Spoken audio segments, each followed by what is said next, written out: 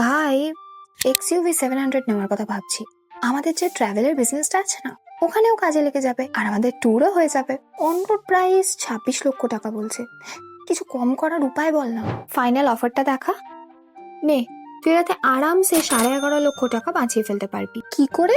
দেখ, এখানে যে 26 লাখ টাকার অন রোড প্রাইস আছে না, এখানে এক্স শোরুমের প্রাইস 22 লক্ষ টাকা। এই 22 লক্ষ টাকার মধ্যে আমি 4,20,000 টাকা জিএসটি তে নিচ্ছি। তুই ট্রাভেল বিজনেসে আছিস মানে তুই এটার আউটপুট ক্রেডিটটা নিতে পারবি। তো 4,20,000 টাকা তো এখানেই কম হয়ে গেল।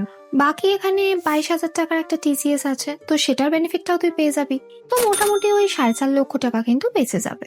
বাকি যেটা গাড়িটার এক্স শোরুম প্রাইস মানে 22 লক্ষ টাকা, সেটাতে তুই 4-5 বছরে 100% ডেপ্রিসিয়েশনের একটা বেনিফিট নিতে পারিস। 31.2% হিসাবে 7 লক্ষ টাকা এখানেও বেঁচে যাবে।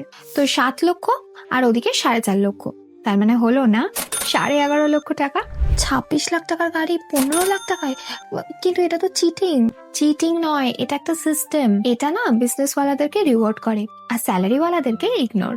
তো আমি এখন কি করব? সিস্টেম বদলাবে না, কিন্তু তুই স্মার্ট হতে পারিস। বেকিফাই থেকে ফলো করে নে, সমস্ত হ্যাকসের ব্যাপারে তুইও জেনে যাবি।